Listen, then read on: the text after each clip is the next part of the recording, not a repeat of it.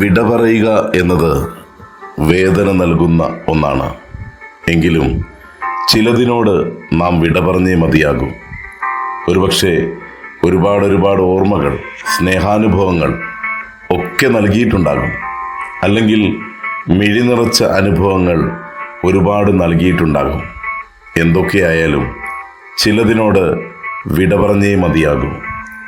അനിവാര്യമായ വിടപറച്ചിലുകൾ, കടന്നുപോകലുകൾ. 2024 കടന്നു പോകുന്നു. ആഘോഷത്തോടെയും ആർപ്പുവിളികളോടെയും നൃത്തച്ചുവടുകളോടെയും നാം 2025 വരവേൽക്കാൻ ഒരുങ്ങുന്നു.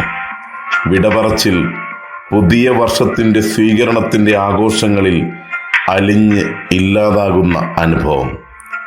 ഡിസംബറിൽ നിന്നും ജനുവരിയിലേക്ക്, അവസാനത്തിൽ നിന്നും തുടക്കത്തിലേക്ക്. അതെ, ഒരു പുതിയ തുടക്കമാകട്ടെ പുതിയ വർഷം. എന്തുകൊണ്ട് എനിക്ക് ഇങ്ങനെ എന്ന നിരാശയുടെ ചോദ്യത്തിൽ നിന്നും എന്തുകൊണ്ട് എനിക്കത് സാധിക്കില്ല എന്ന പ്രത്യാശയുടെ സ്വയം ചോദ്യത്തിലേക്ക് കടന്നു വരാം. പുതുവർഷത്തിൽ പുതിയ ചിലതൊക്കെ ചെയ്യാൻ നമുക്ക് സാധിക്കും. പുതുമയുടെ നന്മ ഇഴചേർന്ന നിരവധി സ്വപ്നങ്ങൾ, നിരവധി തീരുമാനങ്ങൾ, പുതിയ ലക്ഷ്യങ്ങൾ. അതെ, ഒരു 3 ലക്ഷ്യങ്ങളെയെങ്കിലും ജീവിതത്തോട് ചേർത്ത് വയ്ക്കുവാൻ നമുക്ക് സാധിക്കട്ടെ.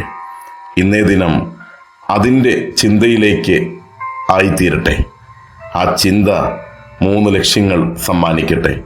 2025 നമുക്ക് സമ്മാനിക്കുന്ന ആ ഒരു നിമിഷങ്ങൾ, ലക്ഷ്യസാക്ഷാത്കാരത്തിൻ്റെ നിമിഷങ്ങൾക്കായി സ്വപ്നം കാണാം. നമുക്ക് നല്ല ഒരു ദിനം കാത്തിരിക്കുന്നു.